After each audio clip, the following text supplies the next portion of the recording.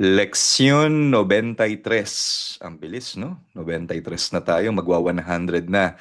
Actually, itong past perfect o el pretérito pluscuamperfecto o el antecopretérito. Pero mas ginagamit ko kasi yung term na el pretérito pluscuamperfecto or past perfect. Ano ba yung past perfect? Napag-aralan na natin, ilang tenses na ba ng past ang napag-aralan natin?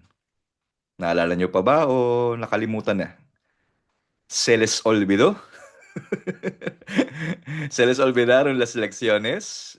Yung past tense, di ba? Preterite, imperfect, present perfect. So ito pang-apat na siya, past perfect.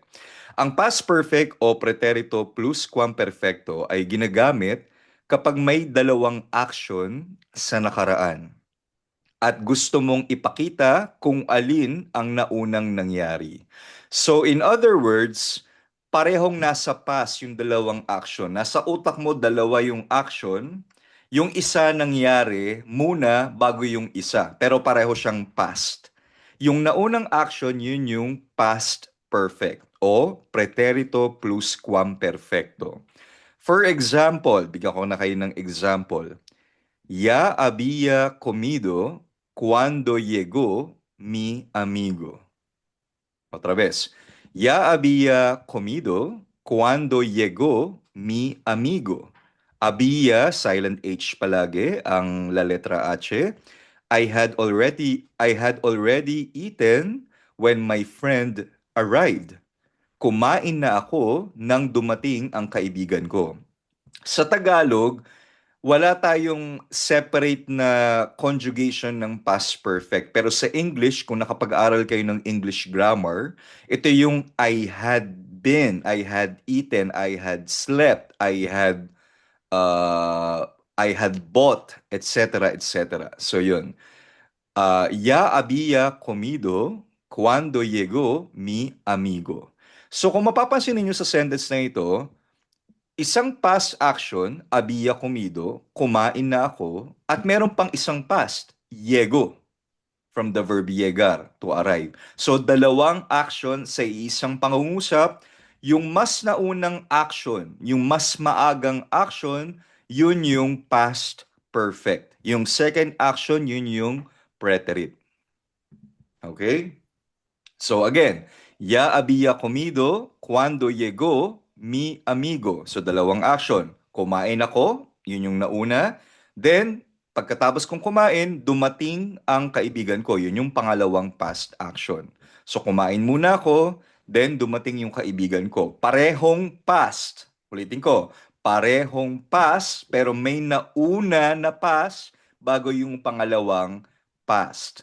So yung había comido, yun yung past perfect dahil ito yung naunang pandiwa, naunang action.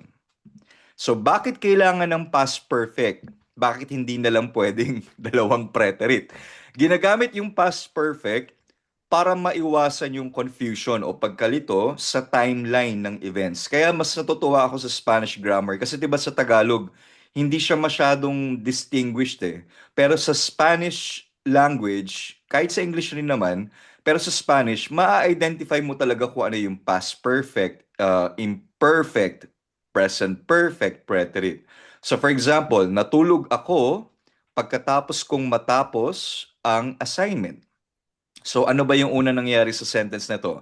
Natulog ako pagkatapos kong matapos ang assignment. So nauna muna yung assignment, then natulog ako. So kaya ang natapos ang assignment, yun yung earlier o mas naunang past action.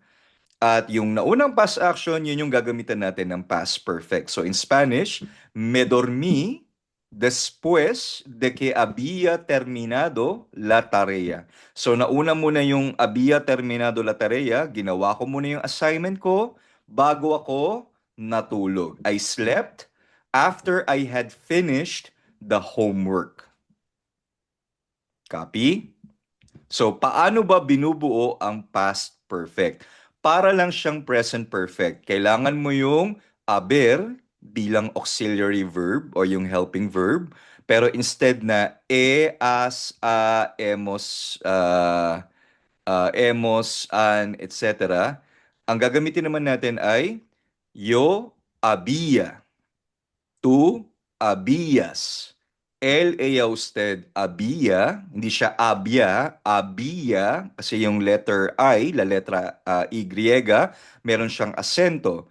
Nosotros, nosotras habíamos, vosotros, vosotras habíais, ellos, ellas, ustedes habían. Otra vez, había, habías, había, habíamos, habíais, habían. Okay, so yun yung first part ng formula para buuin yung past perfect. Again, yung haber dito, hindi siya yung mayroon. Kasi 'di ba yung I, yung Hay, ye o y pala yung ye, yung y, yung o i-Latina yung letter I. So, hindi ito yung literal na there is, there are. Kasi 'di ba yung Hay, galing yan sa haber, 'di ba? Yung hay dos perros, hay tres libros. Pero dito, hindi yun yung meaning niya. So, yung yo había comido, hindi ibig sabihin nun, nagkaroon ako ng kinain. Hindi kundi, kumain na ako noon. I had eaten. So kumbaga, part lang ng formula yung haber dito. Okay, hindi siya there is, there are. So ano ba yung past participle? Yun yung pangalawang idudugtong mo sa formula para mabuo mo yung past tense. Ito yung eaten, done, spoken, written. Sa English mahirap dahil iba-iba. Tingnan mo, eaten, naging done, spoken, written, paiba-iba yung ano niya, yung formation ng past participle. Sa Spanish, mas madali kasi papalitan mo lang yung AR, ER, IR verbs ng ado at ido. So for example, sa AR verbs, aalisin mo yung AR sa dulo, magiging ado. Hablar, magiging hablado. Estudiar, estudiado. Caminar, caminado. Trabajar, trabajado. For example, yo había trabajado mucho. Nagtrabaho ako ng marami noon. I had worked a lot. Yo había trabajado mucho. Yung ER-IR verbs naman, pareho sila ng ending. Tatanggalin mo yung ER-IR sa dulo, papalitan mo ng ido. Comer, magiging comido. Bibir, bibido. Salir, salido. Aprender, aprendido. Por ejemplo, nosotros habíamos aprendido español. Natuto na kami ng Spanish noon. We had learned Spanish. Napansin niyo kahit hindi ko minention yung pangalawang verb, kasi 'di ba yung sinasabi natin kanina, yung había, no, yung past perfect, ito yung verb na nauna. Kahit hindi mo na i-mention verbally yung pangalawang verb, basta nasa utak mo na mas naunang action ito, no? Kesa doon sa pangalawang action. Basta nasa isip mo lang siya, na ito yung mas naunang action sa susunod na action, o kahit hindi mo na i-verbally express yung pangalawa o kahit hindi mo na sabihin yung pangalawang verb, basta nasa utak mo, ito yung naunang action. O, nosotros habíamos aprendido español. O, kasi for example, ang gusto mong sabihin, natuto na kami ng Spanish bago kami pumunta sa Espanya. Hindi mo na kailangan sabihin yung bago kami pumunta sa Espanya. You can just say, nosotros habíamos aprendido español. Instead of saying, nosotros habíamos aprendido español antes de ir a España. Kahit hindi mo na sabihin yung antes de ir a España, o sabihin mo na lang, nosotros habíamos aprendido español. Nasa utak mo na lang na may pangalawang action pa at ito yung unang action, habíamos aprendido. Hindi mo na kailangan verbally sabihin, hindi siya required. Okay? Ngayon, sa past perfect, tulad ng present perfect, meron tayong mga irregular past participles. Ito yung hindi sumusunod sa normal rules. Kakaunti lang naman ito. So for example, yung verb na hacer, to do or to make, tulad nung past, yung present perfect, di ba? Yung he hecho, hemos hecho, has hecho, etc., etc. So, yung hacer, hecho. So for example, había hecho, habíamos hecho, habíais hecho, etc. Yung ver magiging visto, seen. Escribir, hindi escribido, mali yun escrito.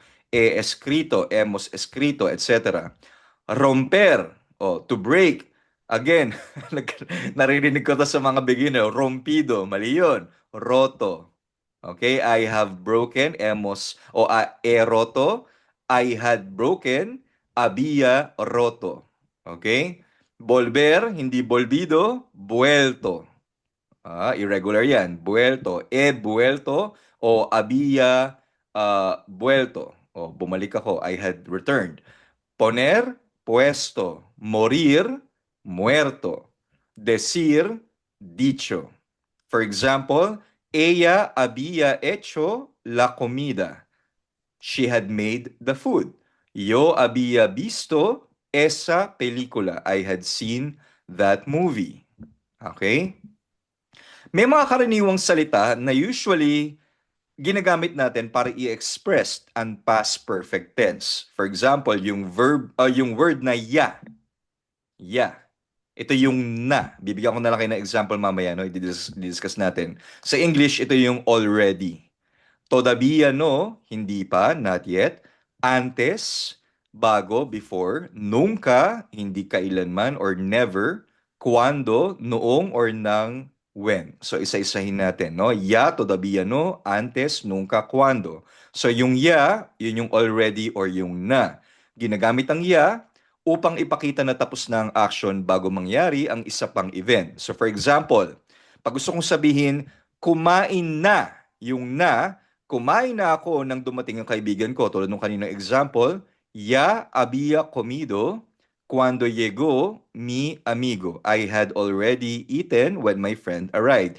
Hindi mo ilalagay sa gitna, mali yung había ya comido. Mali yun. Sa unahan, ya había comido cuando llegó mi amigo. Another example, umalis na kami nang magsimula ang ulan. We had already left when the rain started. Nosotros ya habíamos salido cuando empezó la lluvia. Todavía no, not yet, hindi pa. Ginagamit ito kapag hindi pa tapos ang action sa moment na iyon sa nakaraan. For example, todavía no había terminado la tarea cuando me llamaste. Hindi ko pa, yun yung pa, todavía, hindi ko pa natatapos ang assignment ng tawagan mo ako. I had not finished the homework yet when you called me. Another example, ellos todavía no habían llegado cuando empezó la reunión. Hindi pa sila dumarating nang magsimula ang meeting. Hindi pa. So yung todavía pa. They had not arrived yet when the meeting started. Antes, alam nyo na yan. Antes, después, before, after. So ginagamit ang antes upang ipakita na may naunang action bago ang isa pang event. So for example, había estudiado antes del examen. Nag-aral na ako bago ang exam. I had studied before the exam. Ella había vivido en Peru antes de mudarse a Argentina. Tumira na siya sa Peru bago lumipat sa Argentina. Okay? Next, nunca. So, never or hindi kailanman. Although sa Taglish ngayon, sa Tagalog nowadays, hindi na natin ginagamit yung hindi kailanman, kundi Taglish na, di ba? Never. So, ginagamit ito para sabihin na hindi nangyari ang isang bagay bago ang isang past event. So, for example, nunca había probado comida boliviana antes de viajar a La Paz. Hindi pa ako or never pa akong nakakatikim ng Bolivian food bago bumiyahe papuntang La Paz, Bolivia. So I have never tried Bolivian food before traveling to La Paz, Bolivia. So yung La Paz, Bolivia, isa siyang lugar sa Bolivia, isa siya sa pinakamatataas na lungsod. Hindi siya yung pinakamataas yung pinakamataas na sa Peru, alam ko eh. Ano bang nakalimutan? Rincon something? Nakalimutan ko yung pangalan nung sa Peru.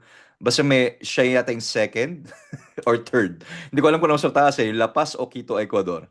But anyway, ayan, La Paz is tawag dito, syudad yan sa Bolivia. Diyan kami pupunta loobin this month. Kaya nagre-ready na ako sa altitude kasi I think it's almost 3,000 meters above sea level. So imagine niyo nasa tuktukan ng bundok, doon ka naninirahan, yung oxygen. Okay? So next, nosotros nunca habíamos visto algo así. Hindi pa kami or never pa kaming nakakakita ng ganoon noon. We had never seen something like that before. Something like that. Okay? Next, cuando, when, or nang, or noong. Madalas gamitin ng cuando para ipakilala ang second past option, or action rather. For example, había dormido cuando llegaron mis amigos. Natulog na ako nang dumating ang mga kaibigan ko. So I had slept when my friends arrived. So nauna muna yung natulog ako bago dumating yung mga kaibigan ko. Ya habían comido cuando empezó la película. Kumain na sila nang magsimula ang pelikula. So they had already eaten when the movie started. So ito yung 5 na words na usually ginagamit natin pag gusto nating sabihin ang past perfect tense. Vale? Okay? ¿Está bien? Oh, practicing nga natin. Práctica. Pretérito pluscuamperfecto. Complete las oraciones conjugando el verbo entre paréntesis en pretérito pluscuamperfecto. No? For example, yo blank comer antes de salir. Ang tamang sagot o respuesta correcta, había comido. Yo había comido antes de salir. Sige, I'll give you 5 minutes.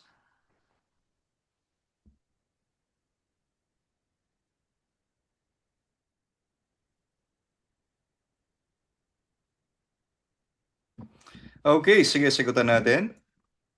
Number 1, nosotros blank estudiar antes del examen. Anong tamang sagot? Nosotros Habíamos estudiado habíamos antes del Estudiado. examen. Okay, nosotros habíamos estudiado antes del examen. Siguiente, número 2.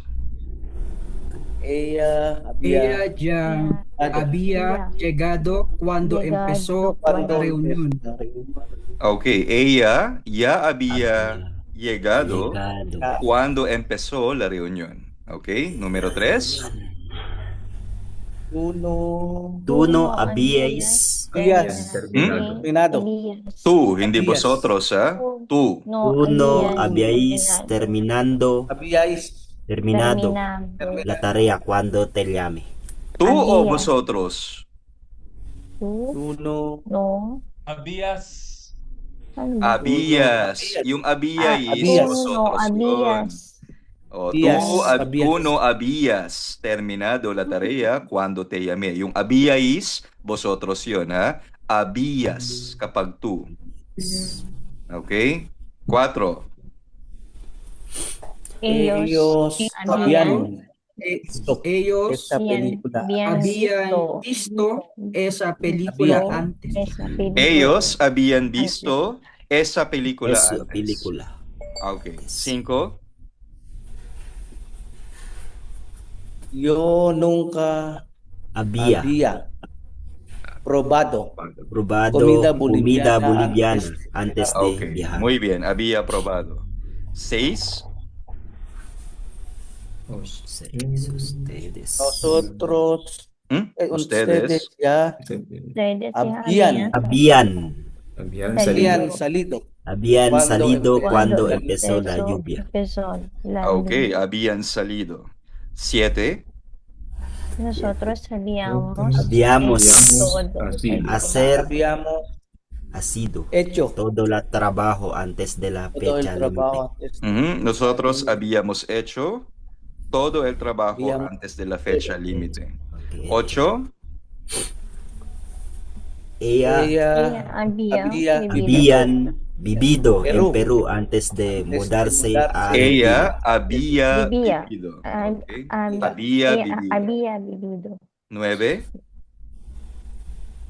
tuya Tú Habías habíais escribido. Habías Oh, nalilito kayo. Habías Tuya kapag habías. tu. Habíais pag vosotros. Habías kapag tu. habíais escribido el correo cuando Oh, mali llegué. yung escribido. Anong sabi ko dyan? Irregular yan. Escrito, escrito. Escrito. Perdón. Escrito. Okay? Rookie mistake rin yan. Mistake ko rin dati yan eh. Escribido. Escrito. Okay? Yes. Escrito. Di ba escrito? Escrito. Next. Yes. Ellas no Ella- habían Habías vuelto habían. todavía cuando empezó. Ellas no habían vuelto todavía cuando empezó la fiesta. Moises, pakibasa nga po ang respuestas correctas, por favor. Nosotros habíamos estudiado antes del examen. Mhm. Ella ya había llegado cuando empezó la reunión. Mhm. Tú no habíais terminado la tarea cuando te llame. Mhm. Ellos habían visto esa película antes. Yo nunca había probado comida boliviana antes de viajar. Mhm. Ustedes ya había salido cuando empezó la lluvia. Mhm. Nosotros habíamos hecho todo el trabajo antes de la fecha límite. Mhm. Ella había vivido en Perú antes de mudarse a Argentina. Mhm. Tú ya habías escrito el correo cuando llegue. Llegué. Ellas llegue. Llegué. Llegué. Ayun. Kasi may asento Eh. yan. Okay, next. Ellas no había vuelto todavía cuando empezó la fiesta. Muy bien.